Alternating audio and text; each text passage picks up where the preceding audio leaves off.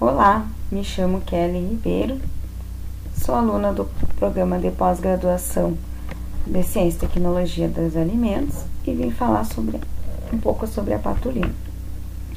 O que é a patulina? É um metabólico secundário produzido por um conjunto de espécies fúngicas dos gêneros Penicillium aspergillus, dos quais o Penicillium expansor é talvez a espécie que se encontra com maior frequência. O Penicillium expansor é o fungo causador do bolor azul que necessita de pequenos ferimentos na epiderme do fruto para que possa infectá-lo. Aqui eu trago uma imagem, onde uma maçã com um ferimento e o fungo já deteriorando esse alimento. Vou falar uma breve introdução. Coloquei a maçã como exemplo porque é onde a gente mais conhece a patulina, onde mais se tem incidência da deterioração, seria na maçã. Considerando os maiores e importantes frutos de comercialização de forma in natura, internacional e nacional, além da importância comercial, apresenta uma série de benefícios para a saúde, como o controle da glicemia e do colesterol. Hoje a maçã brasileira compete com os melhores produtos do mercado mundial, é produzida pela macieira, e é uma fruta típica do clima frio da região sul e se tornou a principal produtora de maçã no Brasil. Produtores como o Rio Grande do Sul e Santa Catarina são os produtores maiores da maçã. A safra inicia em dezembro e se estende até início de maio. E necessita de um armazenamento a frio para a conservação do fruto no restante do ano. Existe uma fração da safra da maçã que acaba não sendo comercializada no mercado in natura. 30% da produção nacional é destinada à industrialização. Frutos fora do padrão comercial vão para a elaboração principalmente de sucos que são exportados de forma de concentrado. As frutas, de um modo geral, trazem uma característica de serem alimentos de fácil deterioração, pela quantidade de água livre e afeta diretamente a conservação e o uso prolongado da fruta. No período de pós-colheita e durante o transporte e armazenamento, ocorre a presença de fungos toxigênicos e micotoxina, talvez pelo local onde foi armazenado, se essa fruta não teve as condições necessárias, não baixou a temperatura logo depois da colheita, vários fatores que vêm desde o campo até o armazenamento e até chegar o produto na mesa do consumidor. Então, constitui um potencial de risco na saúde, principalmente para bebês. São umas frutas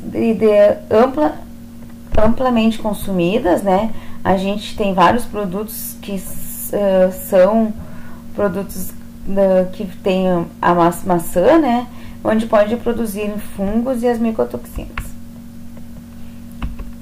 A incidência de podridão durante o armazenamento é a principal causa de perdas da maçã no Brasil, o que pode afetar diretamente na qualidade do fruto, além de ressaltar na produção das micotoxinas, não só na maçã, como em vários outros frutos, Então, são metabólicos secundários produzidos por várias espécies do fungo, dentro de uma espécie o potencial micotoxigênico, e a multiplicação desses fungos depende largamente da cepa, da temperatura, da umidade relativa do ambiente e das características intrínsecas da matriz da colonização pelo fungo.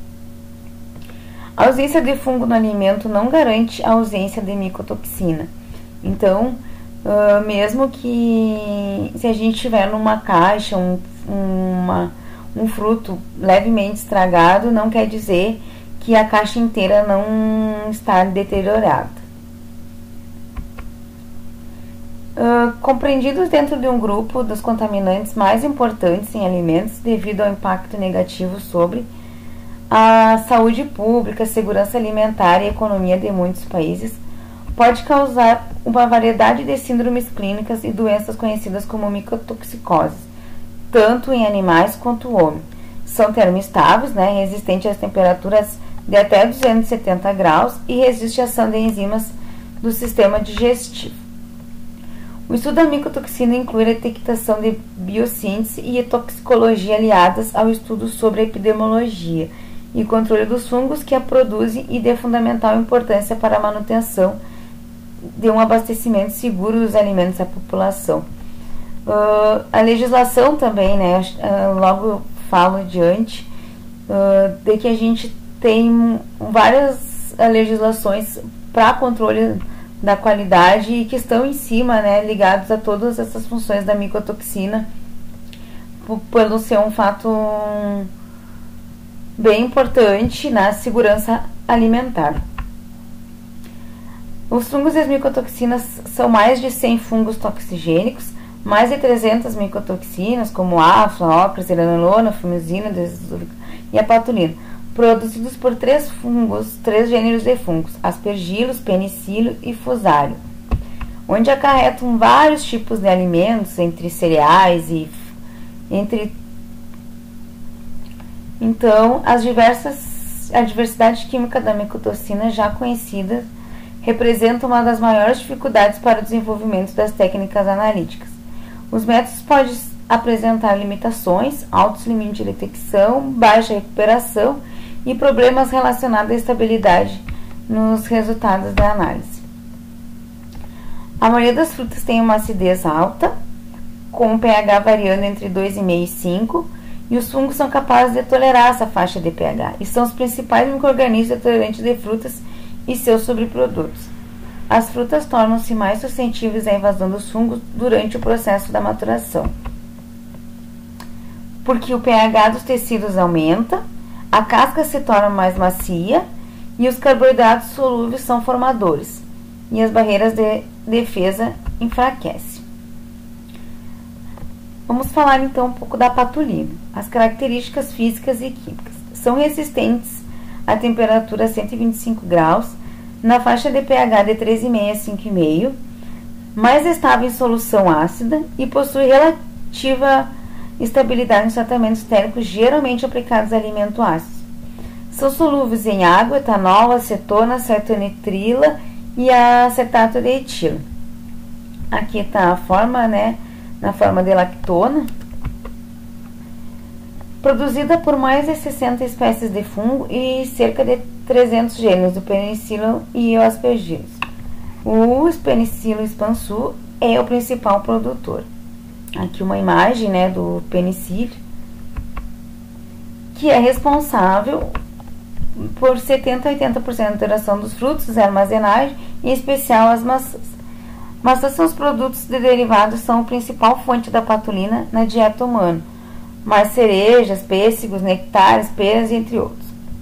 Estudos mostram que o armazenamento de frutas abaixo das temperaturas não é suficiente para prevenir a prevenção da micotoxina, pois o penicillium é capaz de crescer e produzir patulina em temperaturas menores de 5 graus. Olha o problemão aí, né?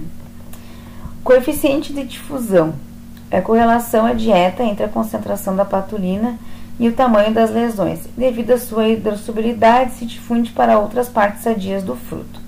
A capacidade migratória é até 4 cm de distância da lesão.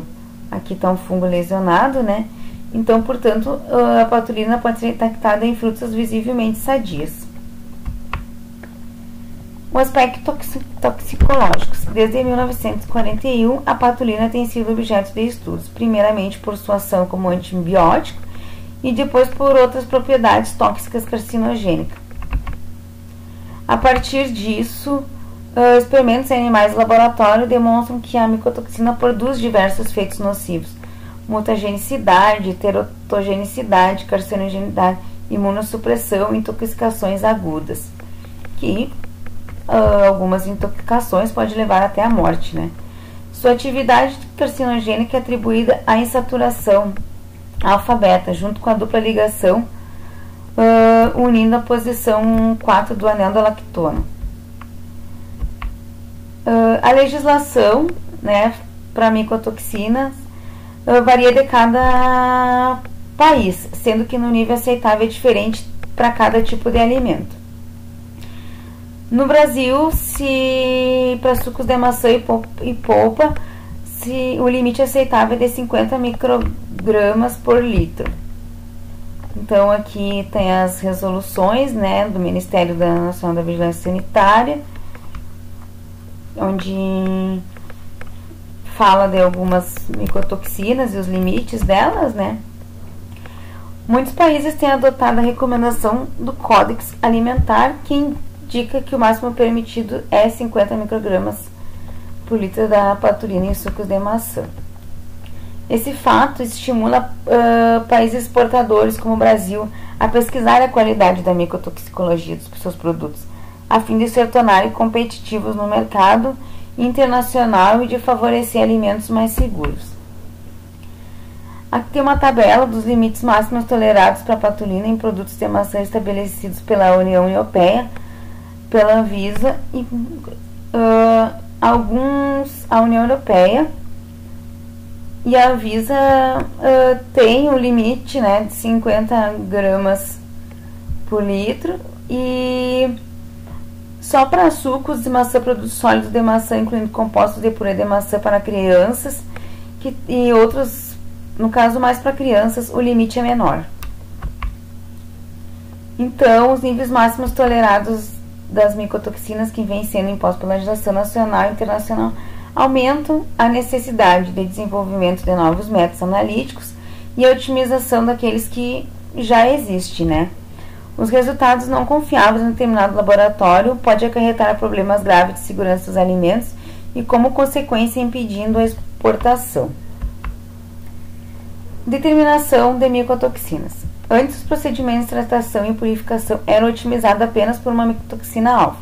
Nos últimos anos, né, vem a tendência que é desenvolver métodos, vem se desenvolvendo mais métodos da extração simultânea de várias micotoxinas que apresentam características semelhantes. Entretanto, pelas características físico-químicas da patulina, métodos multiresiduais não são capazes de extraí-lo. Então, aqui tem algumas técnicas analíticas, né, que são usadas. Eu acredito que não tenha métodos rápidos para detecção de patulina. Essas análises demoram uma demanda, tempo, então também não é todo lugar que deve ter, né? Não é todo laboratório que consegue ter equipamentos de última geração. Então, a extração de EL, que é etapa de purificação por PLC, e a derivatização por GC. Então, são métodos demorados, então demanda profissional também, né, com conhecimento para detecção desse... o armazenamento das maçãs. Hoje a maçã é armazenada em atmosfera controlada, né? Que é uma das técnicas mais utilizadas, por isso a gente tem maçã o ano inteiro, apesar de a gente ter só a colheita, fazendo com que ela dure mais tempo, né? Nada mais do que consiste no armazenamento refrigerado de controle da temperatura, umidade relativa, a redução da pressão do O2 e o aumento do CO2. Aqui uma foto ilustrando como seria, né, as câmeras frias, né, onde baixa a taxa respiratória da produção de etileno, conserva as características físico-químicas, né, e a inibição de alguns distúrbios fisiológicos. Fornece voluntários ao prolongar de 50% a 80% o período da conservação da fruta e mantém sua qualidade através do retardamento do amadurecimento. Atmosfera controlada dinâmica. A concentração de O2 varia durante a armazenagem conforme a necessidade do fruto. Aí a aplicação de um ECP, né, se liga de forma irreversível, mais os receptores do etileno, impedindo a ligação do etileno e bloqueando a sua ação. E aí pode influenciar na produção dos fungos e micotoxina. Aqui alguns trabalhos onde a nossa universidade produz bastante, tem bastante estudos dentro da fitotecnia, né, em função do armazenamento das maçãs. onde a gente consegue ver que a patulina em maçãs Galax, após 9 meses nas condições de armazenagem em atmosfera controlada e sem, com aplicação de 1 ECP, somando 7 dias de exposição a 20 graus Celsius. Então, sem aplicação do MCP, né, em condições de atmosfera controlada, e com aplicação do MCP, a gente viu que os níveis são maiores. Então, a atmosfera controlada e a fluorescência de clorofila, que é coeficiente respiratório, que estão aqui. Então, a gente ultrapassa os limites, né, usando essas condições de armazenagem, né, para prolongar a vida útil, no caso. A concentração da patulina em maçãs funge após 9 meses nas condições de armazenamento na atmosfera controlada 5 graus, somando 7 dias de exposição a 20 graus. Não significativo, né, atmosfera controlada. E aí os limites ficaram menores. Então, conclui-se que devido à alta perceptibilidade dessa fruta, o controle do amadurecimento é fundamental para o aumento da vida útil após colheita, visando o mercado interno e a exportação. Pelo fato das maçãs e seus subprodutos serem base de alimentação infantil, o monitoramento da patulina é de extrema importância para a saúde pública, visando a obtenção de produtos de qualidade, vistos que os processos de conveniência não são capazes de degradar essas classes de contaminantes. E muito obrigado.